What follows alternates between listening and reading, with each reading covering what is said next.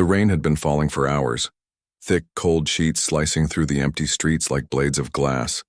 Officer Kelly Monroe was just locking up for the night at the front desk of the Cedar Grove Police Department when she saw it. At first, it looked like a shadow moving oddly across the street, limping under the flickering streetlight. Then lightning struck and she froze. It was a German shepherd, soaked, bleeding, barely standing. Its chest heaved with exhaustion as it dragged itself toward the station door, gripping something in its mouth. A backpack. Kelly rushed to the door, flung it open. The dog collapsed right at her feet, the muddy backpack hitting the ground with a wet slap. And then, she heard it. A cry. Soft. Weak. Almost drowned out by the storm. A baby's cry. That moment shattered the routine stillness of the small-town station. Within seconds, the night crew was swarming, guns drawn, unsure what they were dealing with. But Kelly already knew. This wasn't just an injured stray. This dog had brought them something no one was prepared to see. They named him Ryder, because the tag on his collar was too rusted to read anything else. But the tag wasn't the important part. What mattered was what was inside the bag. Inside the soaked, dirt-covered backpack was a tiny infant girl, no more than 3 months old. Her body was cold, her skin pale. But her chest was rising, barely, wrapped in a thin towel, her tiny fists clenched as if even in unconsciousness she was fighting. One of the younger officers, Gina, dropped to her knees and gasped, tears already pooling. "Oh my God, she's alive. She's alive." Lieutenant Harris barked orders. "Get the medic team here, now. Warm blankets, oxygen, go." As chaos unfolded, Ryder didn't move. He just lay there, his eyes dull but alert, still watching the baby, still guarding her. They didn't realize it yet, but this dog had just saved a life, and unearthed a mystery no one in Cedar Grove was ready to face. Earlier that week, Ryder had been reported missing. He wasn't some street dog. He was a retired K-9 from a nearby precinct, formerly assigned to Officer Thomas Burke, who'd left the force after a back injury. Since then, Burke lived alone in a cabin deep in the woods north of town. Quiet man, former war vet, no wife, no kids, just Ryder. The two had been seen walking the trails every morning. Ryder always stayed close, obedient, eyes scanning like he never left the job. So when Burke called in 3 days ago saying Ryder had escaped through a broken fence and hadn't come back, no one thought much of it. Probably chasing deer, someone joked. Dog's old, he'll come back. But Ryder didn't come back. Not until that night. And not without a message. They rushed the baby to the nearest hospital where nurses wrapped her in warm blankets and tubes. She had mild hypothermia and signs of malnutrition. Doctors said if she'd been found just an hour later, she probably wouldn't have survived, but she did, and that left a chilling question. Where did Ryder find her, and more importantly, who left her out there to die? Back at the station, as dawn broke, the rain finally slowed. Ryder lay on a blanket in the corner of the bullpen, sedated and stitched. Officers moved around him like a fallen hero. His front paw was broken, ribs cracked. A gash on his side needed 12 stitches. Every injury told a silent story. This wasn't an accidental rescue. This was a mission, and he had finished it. At this point in the story, if you're as moved as we were by Ryder's courage, please consider subscribing to Heroes for Animals. We share real stories of loyalty, sacrifice, and the bond between animals and people. Stories like this one that deserve to be remembered and told. Officer Monroe couldn't sleep that night. She kept thinking about how the baby had been placed into that backpack, gently, as if by someone who still cared even as they walked away. The towel was wrapped carefully. There was even a small pacifier tucked into a side pocket. Someone didn't want the baby to die, but someone still left her to die. And Ryder, how did he even find her? By the next morning, child services were on the scene. They named the baby Hope. No ID, no birth certificate. No one had reported a missing child matching her description. But Ryder kept trying to stand. Every time he smelled someone new enter the room, He'd perk up. Try to move. Whine, almost like he was looking for someone. 3 days later, things got even stranger. Officer Gina, the same one who'd cried holding the baby, had a hunch. She went through the station logs, cross-referenced missing persons. One name popped up, Maria Gonzalez, age 16, reported missing 4 months ago. At the time, it hadn't made the news. Small town. Troubled kid. Maria had been living with a distant uncle after being kicked out by her mother. No real friends. No phone.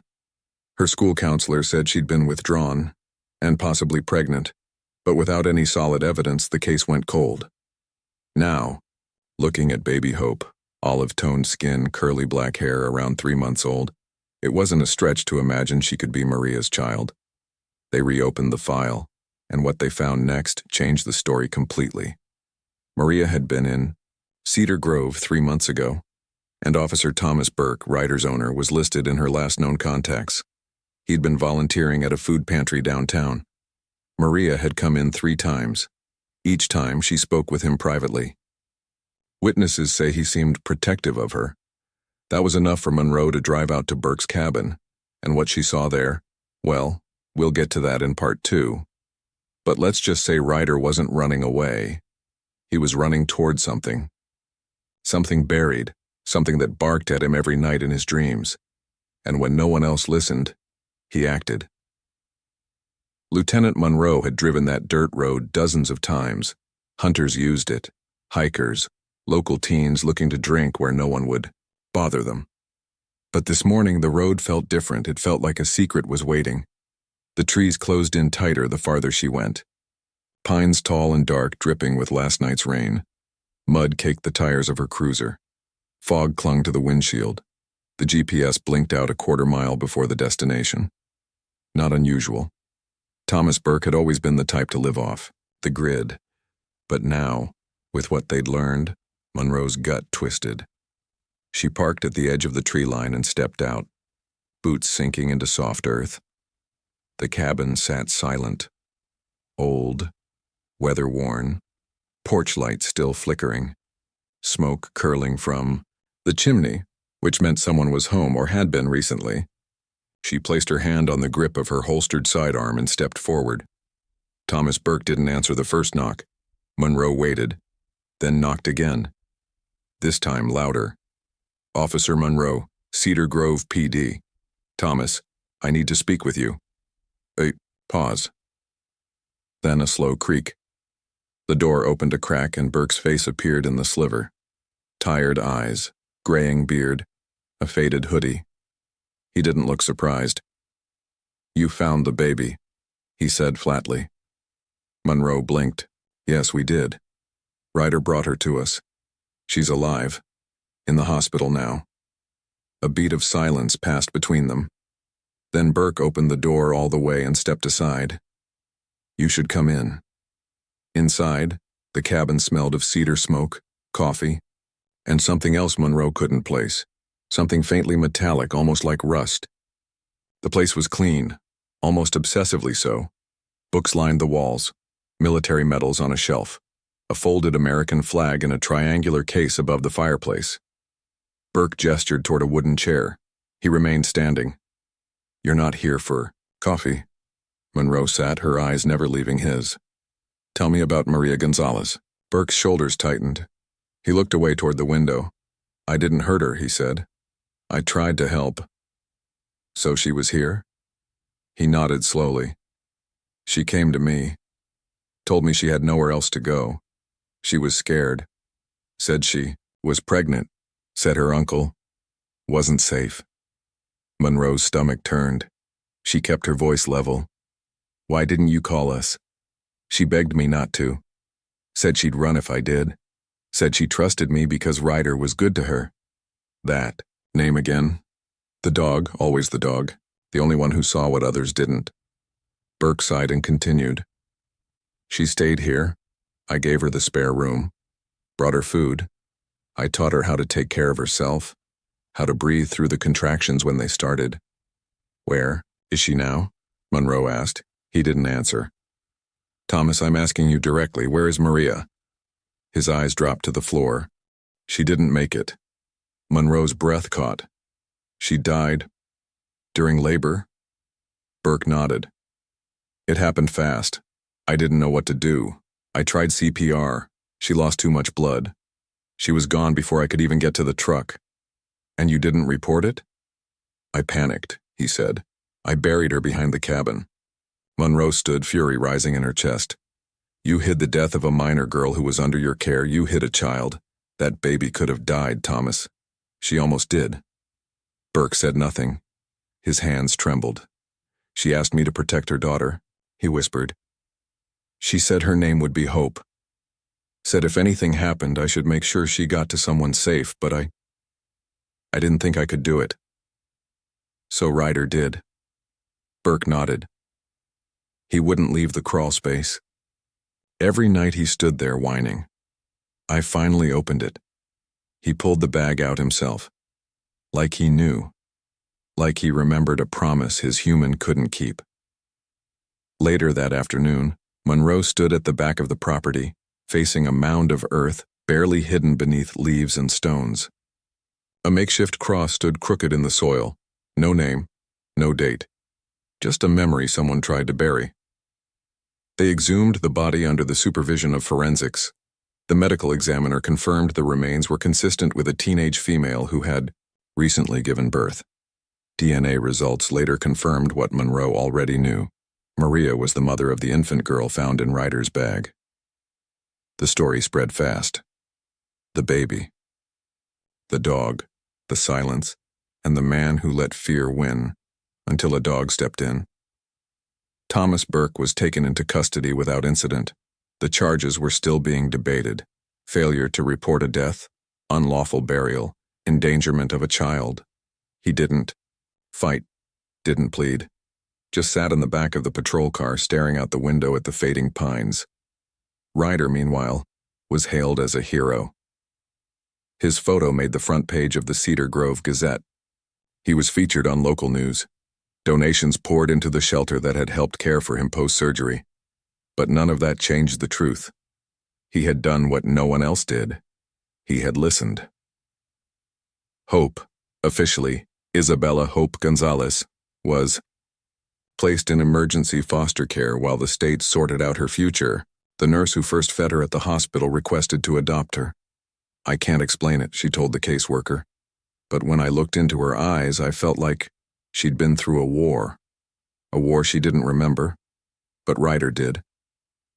Officer. Monroe visited Ryder 1 week later. He was staying with Gina, the young officer who had wept holding the baby. Ryder limped out to meet Monroe, tail thumping weakly. She knelt beside him, rubbing his ears. You found her, she whispered, and you brought her back. We should have listened to you sooner. He looked up at her, eyes full of something ancient, something loyal. Then he laid his head in her lap and closed his eyes. Sometimes it's not about barks or sirens, not about medals or arrests. Sometimes justice comes in the form of a wounded dog dragging a soaked backpack through the rain. Because love doesn't always come with words. Sometimes it comes with teeth marks on a zipper, broken ribs, and the will to crawl back to those who still care. The story of the wounded dog and the baby in the backpack had gone viral by the end of the week. Small-town Cedar Grove had suddenly become the epicenter of national headlines. K9 hero saves. Abandoned infant. Dog carries baby through storm, exposes hidden death. If not for Ryder, no one would have known. It was the kind of story that hit America right in the heart. Part tragedy, part miracle, part mystery.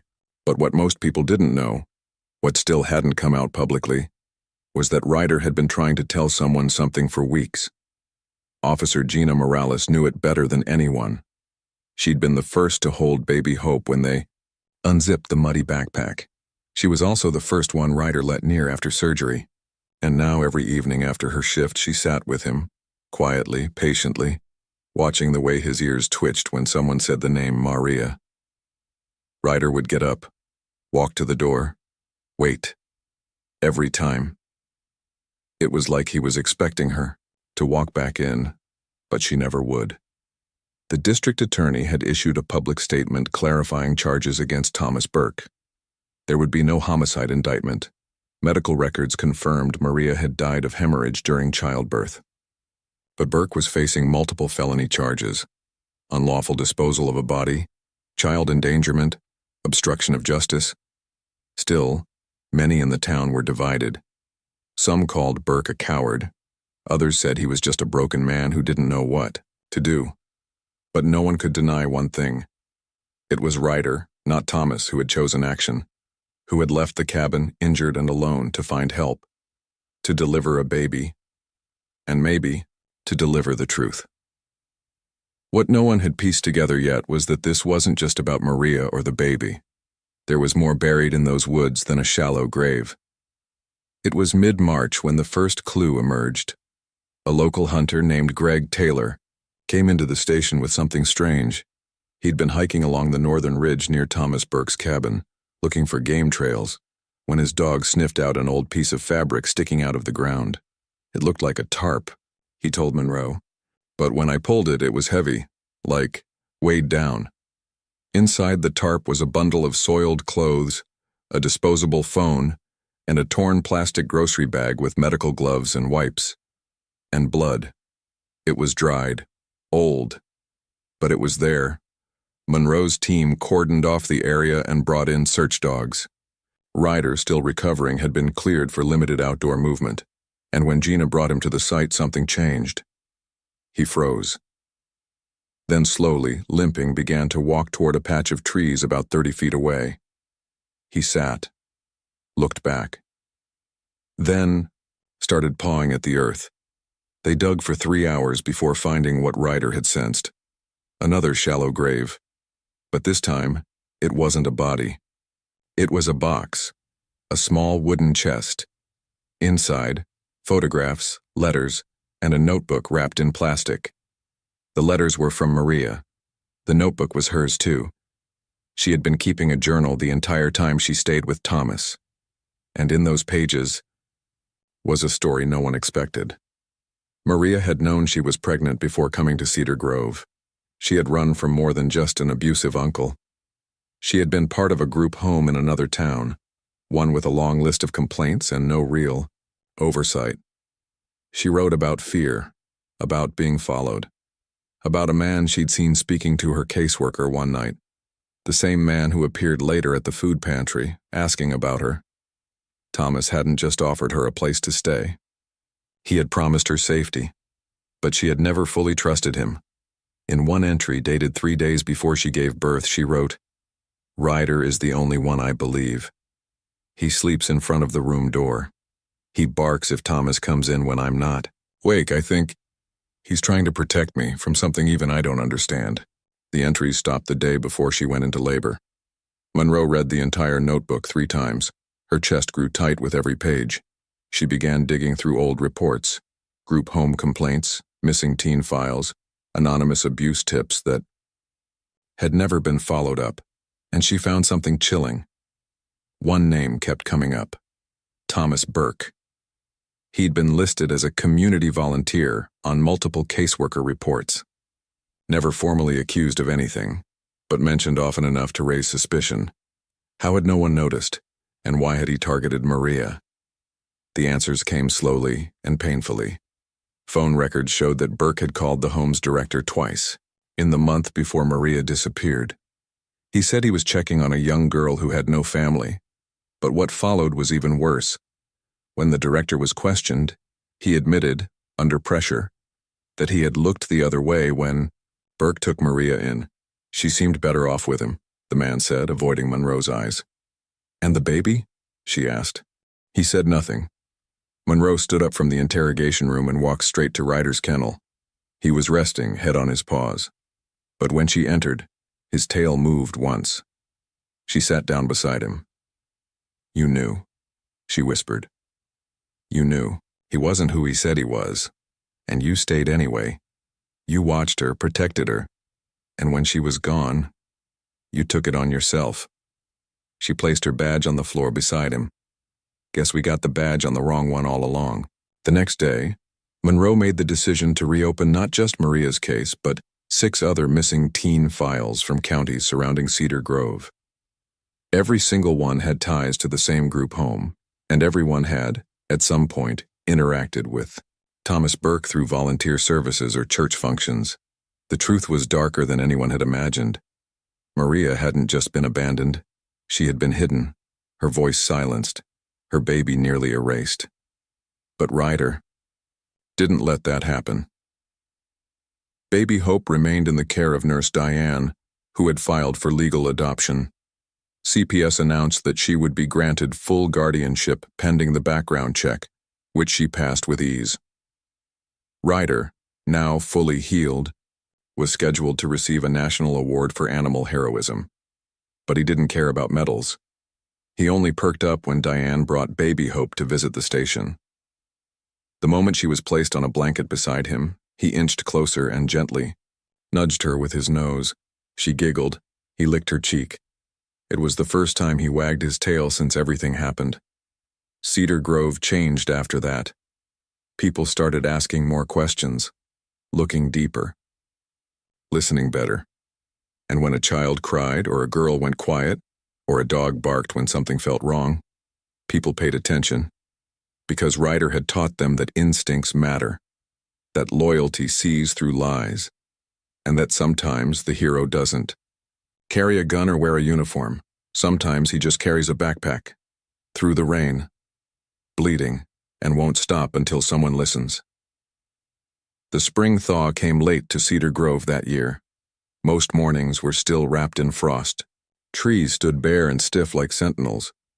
But for Lieutenant Monroe, every sunrise brought new movement, new leads, new names, and new ghosts crawling out from places no one had thought to look. What started with Ryder had turned into something much bigger. 7 reopened missing teen files, 2 search warrants, 1 broken silence, and underneath it all, a retired K-9 who refused to stay silent. They called it Phase 2 at the precinct. The investigation now stretched beyond Cedar Grove.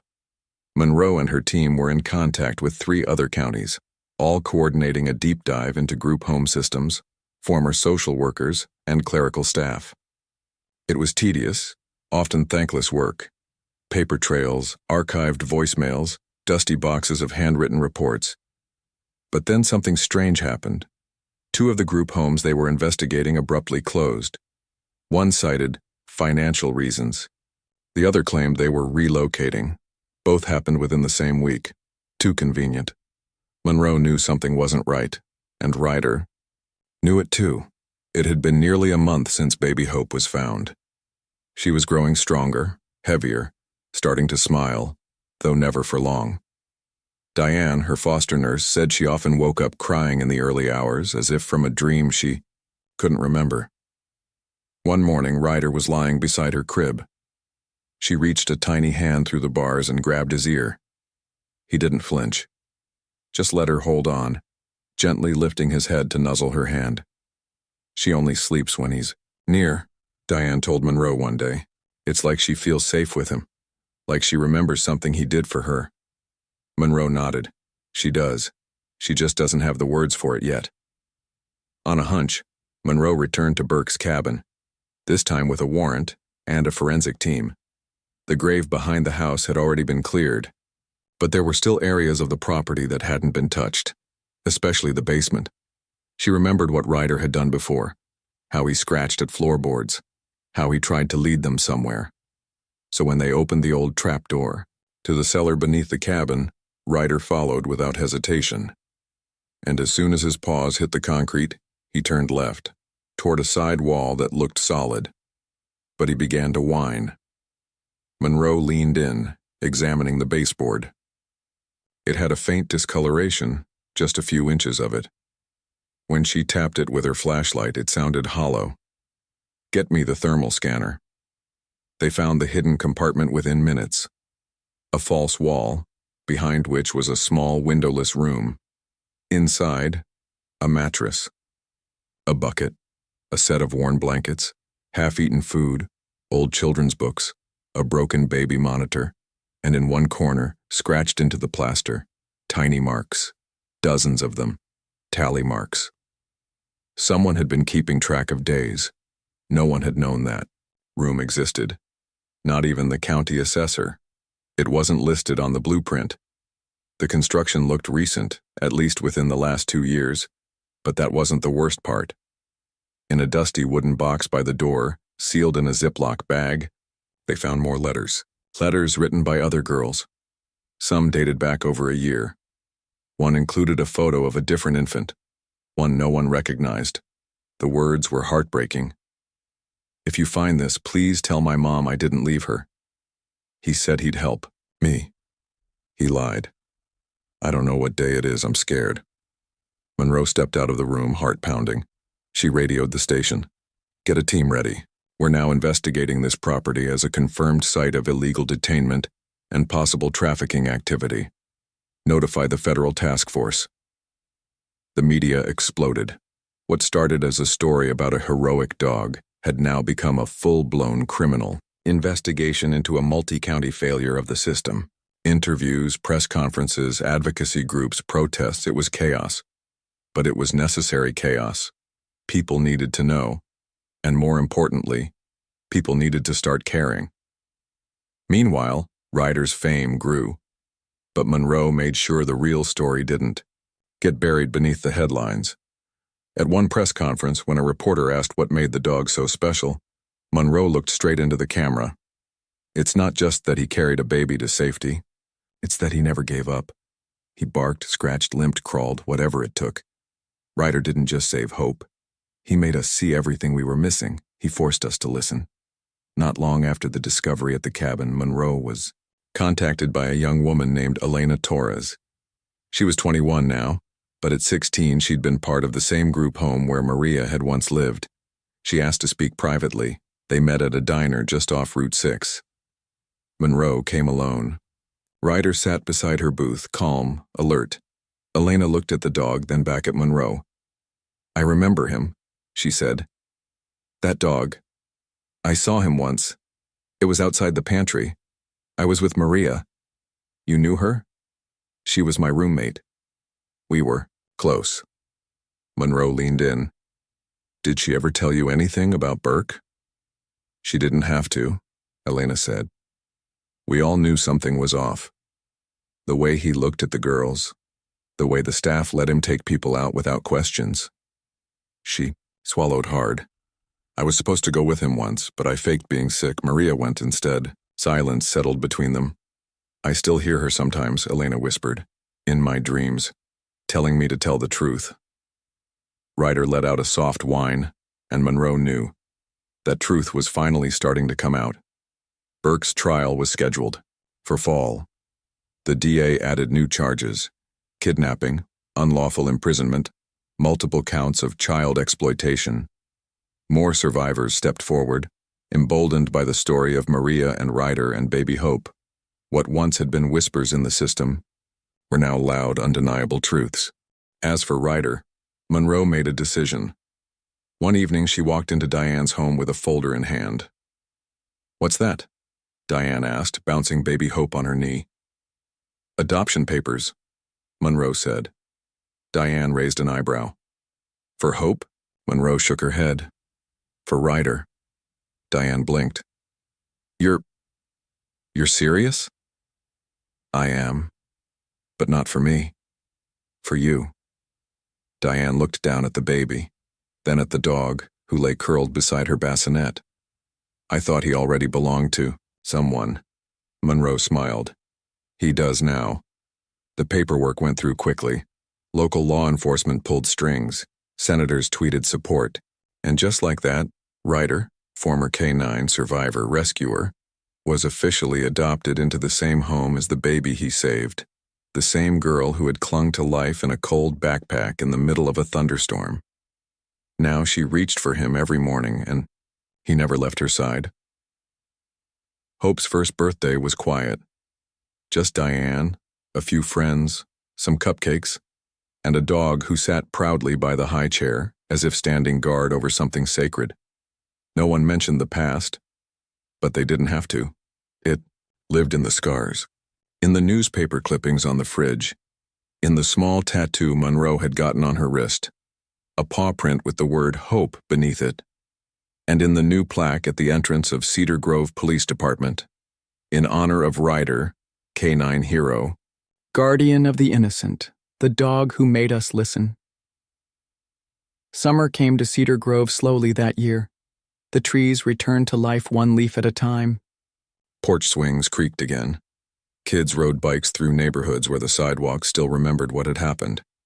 In most places, time has a way of healing quietly. But not here. Not yet. Because in Cedar Grove there were still questions about Maria, about Burke, about how many more were still out there, unfound, unheard, unloved. But one question had already been answered. What does a hero look like? A four-legged shadow with tired eyes, a silver muzzle, and a heart that refused to give up. Ryder adjusted quickly to his new home with Diane and baby Hope. By the second week, he was following her everywhere, like a second heartbeat. When she cried, he stood alert beside her crib. When she slept, he lay at the foot of her rocker. And when she giggled, those rare, squeaky sounds full of life, he lifted his head and wagged his tail softly.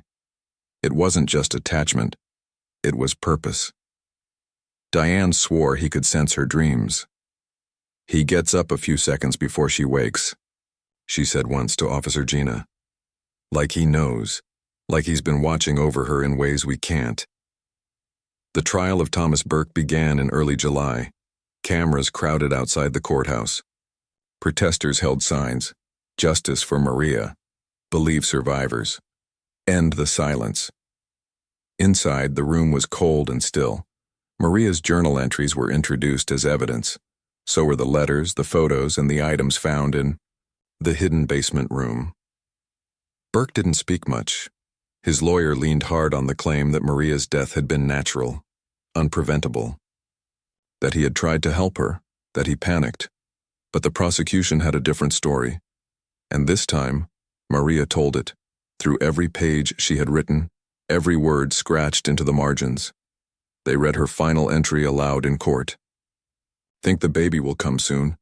I'm scared, but I feel okay when Ryder is near. He sleeps with his head by my belly. I think he knows. I hope one day someone reads this and knows I tried." Monroe sat in the back row of the courtroom, her jaw clenched, her fingers pressed into her knees. She wasn't there as an officer anymore. She was there as a witness to what silence can do. 3 days into the trial, a new witness emerged. A girl, named Natalie Simmons, now 19, had watched the story unfold from a distance.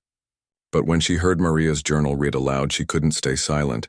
She came forward with her own story. When she was 15, she had been placed at the same group home. Burke had visited as a mentor. He was trusted, friendly, offered rides to girls who needed air. Natalie had gone with him twice. The first time, nothing happened. The second, she was dropped off miles from town and told to think carefully about who she talked to. She reported it. The home dismissed it. "You must have misunderstood him," they said. She never spoke about it again. Until now, her testimony cracked the courtroom open. Now it wasn't just Maria. It was a pattern. Burke was found guilty on all charges. The judge gave the maximum sentence, 72 years without the possibility of parole. Still, no one cheered. There were no high fives. No victory music. Because justice, while necessary, doesn't undo grief. It doesn't bring the girl back. It doesn't erase the fear from a baby's first few months of life. But it does plant something. A seed of truth. A chance for healing. A place to begin again. That fall, Monroe received an envelope in the mail. No return address. Just her name written in careful handwriting. Inside was a photograph. Old, creased. It showed Maria, smiling faintly, holding a puppy. The same puppy that would grow into Ryder. On the back, a message. She found him before he found her. Maybe that's how it always works. Monroe sat with the photo in her lap for a long time. She didn't know who had sent it, but she did know what it meant. This hadn't started with a baby in a backpack. It started long before that, with a girl, a dog, and a silent bond no one else could see. Diane eventually hung the photo in the nursery. She added it to a wall now filled with pictures. Hope's first smile, her first crawl, her first birthday. In every photo, Ryder appeared. Never in the center, never posed, just there. A quiet witness. A constant. One night, as autumn settled in and the air turned crisp, Diane rocked Hope on the front porch while Ryder lay curled nearby. The stars were out, clear and cold. Hope was sleepy. Her head leaned against Diane's chest. "I wish I could tell you everything," Diane whispered. "I wish I could tell you who your mother was, what she dreamed about, what her voice sounded like." She glanced down at Ryder. "But maybe you already know. Maybe he told you in his own way." Hope stirred and let out a little sigh, the kind that says, "I'm home." Officer Gina Morales transferred to a child protection unit in the city 6 months later. It wasn't an easy decision, but it was the right one. She wanted to be where she could prevent the next Maria, the next unheard girl. Before she left, she visited Diane's home one last time. Hope reached for her. Ryder licked her hand. "You changed my life," Gina whispered to him. "Both of you did." She left with tears in her eyes and a new badge in her pocket. Back in Cedar Grove, Monroe was promoted to captain. At her swearing-in, she gave a short speech, not about crime rates or policy, but about listening, about how sometimes the ones who can't speak are the ones we most need to hear. She ended with a quote from an anonymous letter she received. "In a world full of noise, Ryder heard what no one else did. He didn't bark for attention. He barked for truth." The following spring, the town unveiled a memorial at City Park. A bronze sculpture of a German shepherd standing tall, a small backpack in his mouth. Next to it, a plaque that read, "To those who listened when it mattered, to the voiceless, the lost, the brave, and to the dog who carried them home." Hope attended the ceremony in a white dress, holding Diane's hand. When she saw the statue, she broke free and ran to it, hugging the bronze paw. The crowd went still. Even Ryder, older now, slower, stood at attention beside her. And in that moment, it didn't matter who remembered the story, or who had shared it. What mattered was who had lived it. Maria was never forgotten. Her name was engraved beneath the statue. But so was Ryder's. Not as a pet, as a partner, as a voice, as the reason the silence finally broke. By the time Hope turned, Cedar Grove had changed. The old group home on Birch Lane was gone, torn down to its foundations. In its place stood a new building, a crisis center for at-risk youth named the Hope House, funded by state grants and local donations. The front lobby held a mural of a little girl in a white dress holding hands with a dog under a stormy sky. It didn't take much to know who inspired it. Hope never remembered the storm. Not really. She had flashes, shadows, voices, the sound of breathing that wasn't human. But when people asked her about the dog, her face would light up. She didn't need memories. She had Ryder. By the time she entered kindergarten, Ryder was slowing down. The stairs took more time. The walks were shorter. The silver on his muzzle had deepened and his hips sometimes ached on cold mornings. But he never once missed a bedtime. He'd wait for her by the window each afternoon, tail thumping slowly as she ran up the steps. One evening, after reading her a picture book under the soft glow of the hallway light, Diane watched Ryder nudge the blanket over Hope's chest. Then he lay down with a sigh, like he knew his job was nearly done. The morning Ryder passed. It was quiet. No storm, no rain. Just the gentle breeze of spring and the soft hush of the world catching its breath. Diane found him curled by the crib, head on his paws, peaceful. Hope stood beside her, not crying, just staring. Then she did something Diane never forgot. She reached down, kissed Ryder on the head and whispered, "Thank you." Then walked to the window and opened the curtain, letting in the light. The town held a memorial 2 weeks later. It wasn't flashy, just a small ceremony in the park. under the statue that now bore even more flowers than ever before. People brought candles, toys, cards.